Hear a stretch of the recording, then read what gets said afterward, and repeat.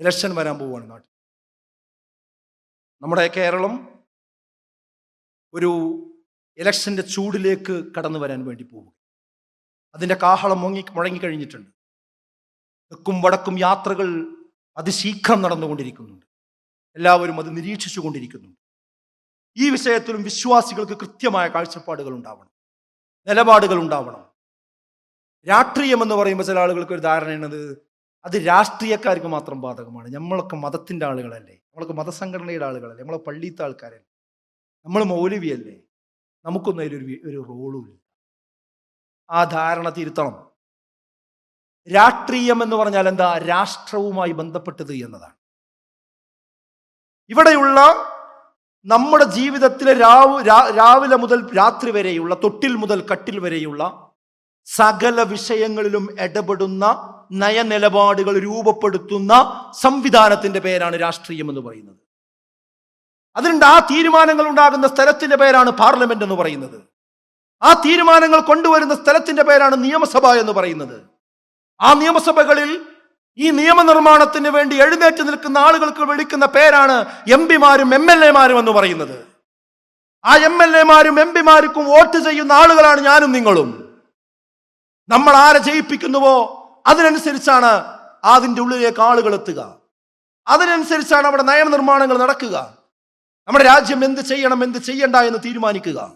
അപ്പൊ അതിൻ്റെ ഉള്ളിലേക്ക് പോണ ആളുകൾ ആരായിരിക്കണമെന്ന ബോധ്യം ഇവിടേക്ക് ഓരോരുത്തർക്കും കൃത്യമായ വ്യക്തത വേണം. ഇല്ലെങ്കിൽ എന്താ സംഭവിക്കുക എന്നറിയോ? അത് നമ്മുടെ ജീവിതത്തിന്റെ സ്വൈര ജീവിതത്തെ ബാധിക്കും, നമ്മുടെ വികസനത്തെ ബാധിക്കും, നമ്മുടെ സമാധാന ജീവിതത്തെ ബാധിക്കും, അതിലപ്പുറം നമ്മുടെ സംസ്കാരത്തിന്റെ നിലനിൽപ്പിനെ ബാധിക്കും. ഞാൻ നേരത്തെ പറഞ്ഞു, നമ്മുടെ സിദ്ധാന്തം, നമ്മുടെ രാജ്യത്തിന് സർക്കാരിന് മതം പാടില്ല, പൗരന്മാർക്ക് മതമാകാം എന്നതാണ് നമ്മുടെ തത്വം. പക്ഷെ അതൊക്കെ അട്ടിമറിച്ചുകൊണ്ടിരിക്കുകയാണ് അല്ലേ? ഇന്ന് മതപരിവർത്തന നിരോധന നിയമം 12 സംസ്ഥാനങ്ങളിൽ നടപ്പാക്കിയ രാജ്യത്തിന്റെ പേരാണ് ഇന്ത്യ എന്ന് പറയുന്നത്. അതേ രാജ്യത്ത് തന്നെ മതസ്വാതന്ത്ര്യത്തിന് അവകാശവുമുണ്ട്, മതപ്രബോധനത്തിന് അവകാശമുണ്ട്. മതം വിശ്വസിക്കാൻ മാത്രമല്ല, ആചരിക്കാൻ മാത്രമല്ല, അത് പ്രബോധനം ചെയ്യുവാൻ അവകാശം ഭരണഘടനയിൽ നൽകുന്ന ഒരു രാജ്യത്തിന്റെ പേരാണ് ഇന്ത്യ എന്ന് പറയുന്നത്. അപ്പൊ മതം പ്രചരിപ്പിക്കുക, പ്രഘോഷിപ്പിക്കുക ഒക്കെ ചെയ്യാം. അത് കേട്ടുങ്ങാണ്ട് ഒരാളെ ഒരു മതത്തിൽ നിന്ന് വേറൊരു മതത്തേക്ക് മാറിയ കുറ്റായി. അപ്പൊ ആ നിയമങ്ങൾ തമ്മിൽ വ്യത്യാസമല്ലേ? ഇതെന്തിനായി ഇത് നിയമം ഉണ്ടാക്കുന്നത്? മതപ്രബോധനം തന്നെ തെറ്റാണെന്ന് കൊണ്ടുവരാൻ വേണ്ടിയാണ് ആദ്യം അതിന്റെ വാതിലടക്കുന്നത്. ഇപ്പൊ ഇതിന്റെ പബ്ലിസിറ്റി കംപ്ലീറ്റ് നാട്ടിൽ കൂടി കൊടുത്തു. റമദാൻ വിജ്ഞാനവേദിന്റെ പബ്ലിസിറ്റി കംപ്ലീറ്റ് കൊടുത്തു. എന്നിട്ട് രാവിലെ എല്ലാവരും വന്ന് നോക്കുമ്പോൾ വാതിലൊക്കെ അടച്ചാണ്. പിന്നെന്തിനാ പബ്ലിസിറ്റി കൊടുത്ത്? അതുപോലെ ഇവിടെ ഏതൊരാൾക്കും അവനവന്റെ മതം പ്രചരിപ്പിക്കാനുള്ള അവകാശം ഇവിടെ ഉണ്ട്. അത് കേട്ടുകാണ്ട് ഒരാൾക്ക് മാറാൻ പാടില്ല, മാറിയ കുറ്റായി. ഈ നിയമം എവിടുന്ന് പാസ്സാക്കിയതാ? നിയമസഭകളിൽ പാസ്സായതാണ് അല്ലേ? ഈ പറഞ്ഞ MLA-മാർ ഇരിക്കുന്നിടത്ത് പാസ്സാകുന്നതാണ്. അപ്പൊ ആ MLA-മാർ ആ രീതിയിൽ ചിന്തിക്കുന്ന MLA-മാരായതുകൊണ്ടാണത്.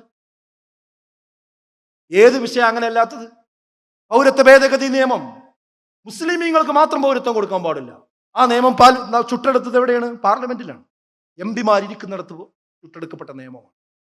വഖഫ് നിയമം എവിടെ പാസ്സാക്കപ്പെട്ടതാ? പാർലമെന്റിൽ പാസ്സാക്കപ്പെട്ടതാണ്. ആ വഖഫ് നിയമം ബാധിക്കുന്നത് ആരെയാ? നമ്മുടെ മുൻഗാമികൾ പള്ളിക്കും മദ്രസിനും മറ്റുമായി വഖഫ് ചെയ്ത സ്വത്തിനെയാണ് ഇത് ബാധിക്കുന്നത്. ഇത് മതത്തെ ബാധിക്കുന്നില്ല എന്നാണോ പറയുന്നത്? ഒരു പള്ളി ഉണ്ടാക്കണമെങ്കിൽ പെർമിഷൻ വേണം. ആ പെർമിഷൻ അനുവദിക്കേണ്ടത് ആരാ? പണ്ട് കലക്ടറായിരുന്നു. ആ കലക്ടർ അനുവദിക്കുന്നതിൽ ഒരുപാട് പ്രശ്നങ്ങൾ ഉണ്ടായിരുന്നു. അത് രാഷ്ട്രീയമായ നിരന്തരമായ ഇടപെടലിന്റെ ഭാഗമായിട്ടാണ് ഇപ്പൊ അത് പഞ്ചായത്തിന് വേണ്ടി അനുവദിക്കപ്പെട്ടത്. അതാരാ ആ നിയമം ഉണ്ടാക്കുന്നത്? ആരാണ് ആ ചർച്ച കൊണ്ടുവരുന്നത്? പഞ്ചായത്തിൽ നമ്മൾ ജയിപ്പിക്കുന്ന മെമ്പർമാരാണ്. അപ്പൊ അതാരാകണമെന്ന് നമുക്ക് ധാരണ വേണ്ടേ? ഇതൊന്നും നമ്മളെ വിഷയമല്ല എന്ന് പറയാൻ പറ്റുമോ? പറ്റില്ല. ഇനിയുള്ള കാലത്ത് ഇതൊക്കെ വളരെ ഗൗരവപ്പെട്ട വിഷയം തന്നെയായി നമ്മൾ മനസ്സിലാക്കേണ്ടതുണ്ട്. അരാഷ്ട്രീയവാദത്തിനും അവിശുദ്ധ രാഷ്ട്രീയത്തിനും എതിരാണ് നമ്മൾ. നമുക്ക് അരാഷ്ട്രീയവാദമില്ല, രാഷ്ട്രീയമുണ്ട്. അതോടൊപ്പം രാഷ്ട്രീയ അഴുക്കുചാലുകളിൽ നീന്താൻ പാടില്ല. നമ്മുടെ വ്യക്തിത്വം കളഞ്ഞു കുളിച്ചുകൊണ്ട് അഴിമതിക്കും സ്വതന്ത്ര പക്ഷപാതിത്വത്തിനും അതുപോലെയുള്ള രാഷ്ട്രീയ അഭ്യാസങ്ങൾക്കും ഒരിക്കലും ഒരു വിശ്വാസി നിന്നു കൊടുക്കാൻ പാടില്ല. ഇതാണ് ഈ വിഷയത്തിൽ നമ്മൾ എടുക്കേണ്ട നയം എന്ന് പറയുന്നത്. രാഷ്ട്രീയ നിലപാട് പ്രത്യേകിച്ച് മുജാഹിദ് പ്രസ്ഥാനത്തെ സംബന്ധിച്ചിടത്തോളം അന്നും ഇന്നും എന്നും ഒന്ന് തന്നെയാണ്. രാഷ്ട്രീയത്തിൽ ഇടപെടാം, മത്സരിക്കാം, കുഞ്ചിക സ്ഥാനങ്ങളിലെത്താം എന്ന് പറയുക മാത്രമല്ല അത് എത്തിക്കുക കൂടി ചെയ്ത ഒരു പ്രസ്ഥാനമാണ് മുജാഹിദ് പ്രസ്ഥാനം. അതിന് ആത്മീയമായ ഒരു തലം ഒരുക്കി കൊടുക്കുകയായിരുന്നു KM മൗലവിയെ പോലെയുള്ള പണ്ഡിതന്മാർ. അതിന് രാഷ്ട്രീയമായ ദിശാബോധം കൊടുക്കുകയായിരുന്നു KM സീതി സാഹിബിനെ പോലെയുള്ള രാഷ്ട്രീയ നേതാക്കന്മാർ. ആ KM സീതി സാഹിബ് സ്പീക്കറായിട്ടുണ്ട്, CH മുഹമ്മദ് കോയ സാഹിബ് മുഖ്യമന്ത്രി ആയിട്ടുണ്ട്, ഇല്ലേ? ഞാൻ പറയുന്നത് എന്തുകൊണ്ട് കേരളമായി UP ആകാതെ പോയി? UPയിൽ മുസ്ലിങ്ങളുടെ കുറവ് കൊണ്ടല്ല. അവിടെ ഒരു KM മൗലവി ഉണ്ടായില്ല, അവിടെ ഒരു KM സീതി സാഹിബ് ഉണ്ടായില്ല, അവിടെ രാഷ്ട്രീയ സംഘാടനം ഉണ്ടായില്ല, അവിടെ ഒരു സാമുദായിക സംഘാടനം ഉണ്ടായില്ല, അവിടെ മുസ്ലിമീങ്ങൾക്ക് രാഷ്ട്രീയ ഇച്ഛാശക്തി ഉണ്ടായില്ല. നിങ്ങൾ പന്തായാൽ മതി, ടീമാകരുത് എന്നാണ് നമ്മളോട് പറഞ്ഞുകൊണ്ടിരിക്കുന്നത്. ഞങ്ങൾക്ക് പരസ്പരം അങ്ങോട്ടും ഇങ്ങോട്ടും തട്ടിക്കളിക്കാനുള്ള ഒരു പന്തായാൽ മതി മുസ്ലിം സമുദായം. നിങ്ങൾ സ്വന്തം സംഘടിക്കാൻ പാടില്ല, നിങ്ങൾ സ്വന്തം രാഷ്ട്രീയ പാർട്ടികൾ ഉണ്ടാക്കാൻ പാടില്ല, നിങ്ങൾ സാമുദായികമായി സംഘടിക്കാൻ പാടില്ല. കാരണം അങ്ങനെ സംഘടിച്ചാൽ പ്രശ്നമാണ്, അപ്പം നിങ്ങൾ തീവ്രവാദികളായി മാറും. ഇതാണ് പുതിയ ആഖ്യാനം. ശരിയല്ല അത്. ഇവിടെ എല്ലാ സമുദായത്തിനും സംഘടിക്കാം, ജനാധിപത്യ രീതിയിൽ സംഘടിക്കാം. എല്ലാവരും സംഘടിക്കുകയും ആവശ്യങ്ങൾ ചോദിക്കുകയും ചെയ്തുകൊണ്ടിരിക്കുന്നുണ്ട്. അത് മുസ്ലിം സമുദായത്തിനും അവകാശം. ഇതൊക്കെ തിരിച്ചറിഞ്ഞുകൊണ്ട് തന്നെ നമ്മൾ മുന്നോട്ട് പോകുവാൻ നമുക്ക് കഴിയണം. അതുകൊണ്ട് ഞാൻ പറയുന്നത്, രാഷ്ട്രീയം നമ്മൾ അന്നും മത്സരിക്കാന്ന് പറഞ്ഞവരാണ്, ഇടപെടാന്ന് പറഞ്ഞവരാണ്, ഇന്നും അത് തന്നെ പറയുന്നു. പക്ഷേ രാഷ്ട്രീയത്തിൽ പോളിസികൾ മാറാം, നയങ്ങൾ മാറാം. അത് സന്ദർഭത്തിനും സാഹചര്യത്തിനനുസരിച്ച് മാറിക്കൊണ്ടിരിക്കും. എന്നാൽ ചില ആളുകൾക്ക് പണ്ട് ഇതൊക്കെ ഹറാമായിരുന്നു, പാടില്ലെന്ന് പറഞ്ഞവരായിരുന്നു. അവർക്ക് ഒരുപക്ഷെ ആദർശത്തിൽ മാറ്റം വരുത്തേണ്ടി വരും. നമുക്ക് അങ്ങനത്തെ ഒരു വിഷയമേ ഈ വിഷയത്തിൽ. വളരെ സസ്റ്റൈനബിളായ, സന്തുലിതമായ ഒരു സമീപനമാണ് ഈ വിഷയത്തിൽ നമ്മൾ സ്വീകരിച്ച് മുന്നോട്ട് പോയിക്കൊണ്ടിരിക്കുന്നത്. ഒരു വിശ്വാസിക്ക്, രാഷ്ട്രീയത്തിൽ ഇടപെടുന്ന ഒരു വിശ്വാസിക്ക് ഒരിക്കലും അവന്റെ പാർട്ടി താല്പര്യങ്ങളല്ല ഒന്നാമതായി ഉണ്ടാവുക. തൻ്റെ മതവിശ്വാസത്തിന് പോറലേൽപ്പിക്കുന്ന ഒരു നിലപാടും അവൻ സ്വീകരിക്കുകയില്ല. താൻ വിശ്വസിക്കുന്ന രാഷ്ട്രീയ പാർട്ടി താൻ ഉൾക്കൊള്ളുന്ന മതത്തിന് എതിരായി, സംസ്കാരത്തിന് എതിരായി എങ്ങാനും പ്രവർത്തിച്ചാൽ അവിടെ പാർട്ടി താല്പര്യത്തിനല്ല ഒരു വിശ്വാസി താല്പര്യം കൊടുക്കേണ്ടത്, മുൻഗണന കൊടുക്കേണ്ടത് തൻ്റെ വിശ്വാസ സംരക്ഷണത്തിനായി. എൻ്റെ നേതാവ് പറഞ്ഞു, എൻ്റെ നേതാവ് പ്രസംഗിച്ചു, എൻ്റെ നേതാവ് കൊണ്ടുവന്ന നയമാണ്, അത് ഇസ്ലാമിനെതിരാണെങ്കിൽ മുസ്ലിം എന്ന നിലയ്ക്ക് ഞാനത് അംഗീകരിക്കില്ല എന്ന് പറയാൻ ത്രാണി ഉണ്ടാകണം. അപ്പോഴാണ് ഞാൻ ശരിയായ മുസ്ലിം ആവുക. അത് പറയാനും പ്രകടിപ്പിക്കാനും ഇന്ത്യ രാജ്യത്തിന് അവകാശമുണ്ട്. അപ്പോഴേക്കും നമ്മൾ തീവ്രവാദിയാവില്ല. ആ ഒരു ബോധത്തോടു കൂടിയായിരിക്കണം നമ്മൾ മുന്നോട്ട് പോകേണ്ടവർ. അപ്പൊ നമ്മുടെ രാഷ്ട്രീയം എന്ന് പറയുന്നത് വികസനത്തിനോടൊപ്പം നിൽക്കുക, നമുക്ക് സമാധാനമുള്ളൊരു നാടുണ്ടാകുക, വർഗീയതയ്ക്കെതിരെ സംസാരിച്ചു കൊണ്ടിരിക്കുക, അതോടൊപ്പം നമ്മുടെ മതവിശ്വാസത്തിന് പോറലേൽക്കാത്ത നിയമങ്ങൾ ഇവിടെ ഉണ്ടാവുകയും വേണം. ഈ നിലപാടിൽ ഉറച്ചു നിന്നുകൊണ്ടായിരിക്കണം നമ്മൾ രാഷ്ട്രീയവുമായി മുന്നോട്ട് പോകേണ്ടത്.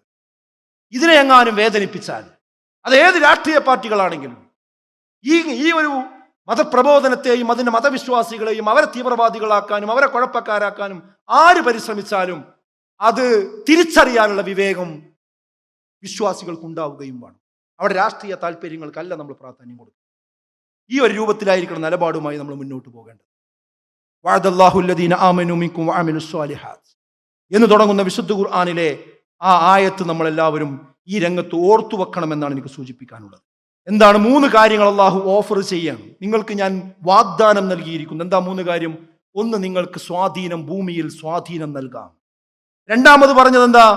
വലയുമക്കിനന്ന ലഹും ദീനഹുമുല്ലദീ ഇർതളാ, നിങ്ങൾ വിശ്വസിച്ച ആ മതത്തിന്, നിങ്ങൾക്ക് തൃപ്തിപ്പെട്ട മതത്തിന് നിങ്ങൾക്ക് നിലനിൽപ്പ് നൽകാം. മറ്റൊന്ന് പറഞ്ഞത് വലയുബദ്ദിലന്നഹും മിൻ ബഅദി ഖൗഫിഹിം അംനാ, ഇപ്പൊ നിങ്ങൾ ഒരു പ്രയാസത്തിലാണ്, ബുദ്ധിമുട്ടിലാണ്, ഭയപ്പാടിലാണ്, ആ ഭയം മാറ്റി നിങ്ങൾക്ക് നിർഭയത്വം തരാം. ഇതല്ലേ ഇപ്പൊ നമുക്ക് വേണ്ടുള്ളൂ. 3 തരാന്ന അള്ളാഹു വാഗ്ദാനം ചെയ്യും. ഒന്ന്, നമുക്ക് സ്വാധീനം നൽകാം. രണ്ടാമത്തത്, നമ്മുടെ ദീനിന് നിലനിൽപ്പ് നൽകാം. മൂന്നാമത്തത്, ഇപ്പോഴുള്ള ഭയം മാറ്റി നിങ്ങൾക്ക് സമാധാനവും തരാം. പക്ഷെ എന്ത് വേണം? നിങ്ങൾ അതിനൊരു കണ്ടീഷൻ പറഞ്ഞിട്ടുണ്ട്. ആ കണ്ടീഷൻ എന്താ? യഅ്ബുദൂനനി ലാ യുശ്രികൂന ബി ശൈആ, നിങ്ങൾ എന്നെ മാത്രം ആരാധിക്കണം, അതിൽ മറ്റൊരാളെയും നിങ്ങൾ പങ്കുചേർക്കാൻ പാടില്ല. അപ്പൊ അള്ളാഹുവിനെ മാത്രം ആരാധിക്കുക എന്നുള്ള തൗഹീദ് ഉയർത്തിപ്പിടിച്ച് നമ്മൾ പ്രവർത്തിക്കുകയാണെങ്കിൽ അവർക്കൊരു നിർഭയത്വം വ്യക്തിപരമായിട്ടും കുടുംബപരമായിട്ടും ഒരു സൊസൈറ്റി എന്ന നിലക്കും അള്ളാഹ് തരുന്നാണ് പറയുന്നത്. അത് തന്നിട്ടുമുണ്ട്. അതാണ് ഇന്നും കേരളത്തിന്റെ പ്രത്യേകത. യു പിയിൽ ഇല്ലാത്തൊരു നിർഭയത്വം ഇന്നും കേരളത്തിന് ഉണ്ടാകുന്നത് എന്തുകൊണ്ടാ വെച്ചാൽ ഇവിടെ തൗഹീദിന്റെ ഒരു ഭൂമി ഇവിടെ ഉണ്ടായി എന്നതുകൊണ്ടാണ്. ഇവിടെ ആ നിലക്ക് പ്രവർത്തനങ്ങൾ ഉണ്ടായി എന്നത്, ദഅവത്ത് നടന്നു എന്നതാണ്. ആ ദഅവത്ത് നിലക്കാൻ പാടില്ല. അപ്പോഴേ അള്ളാന്റെ സഹായം നമുക്ക് കിട്ടുള്ളൂ. എണ്ണക്കുറവൊരു വിഷയമേ അല്ല. ന്യൂനപക്ഷമല്ല പ്രശ്നം, ന്യൂനതയുള്ള പക്ഷമാണ്. ശരിക്കും ശ്രദ്ധിക്കണം. ന്യൂനപക്ഷമല്ല ഇസ്ലാമിലെ പ്രശ്നം, ന്യൂനതയുള്ള പക്ഷമാണ്. കമ്മിൻ ഫിഅത്തിൻ ഖലീല ഗലബത് ഫിഅത്തിൻ കസീറ.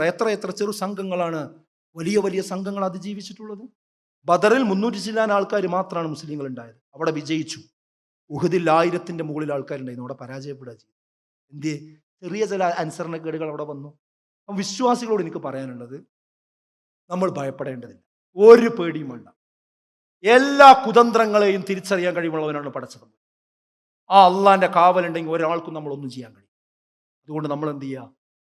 യഥാർത്ഥ വിശ്വാസത്തോടുകൂടി, ഈമാനോടുകൂടി, തവക്കുലോടുകൂടി നമ്മൾ മുന്നോട്ട് പോവുക. പടച്ചതമ്പുരാന്റെ സഹായം ഇൻഷാ അല്ലാഹ് നമുക്കുണ്ടാകും. സന്തുലിതമായ ഒരു ജീവിതക്രമം നമ്മൾ പാലിക്കുക.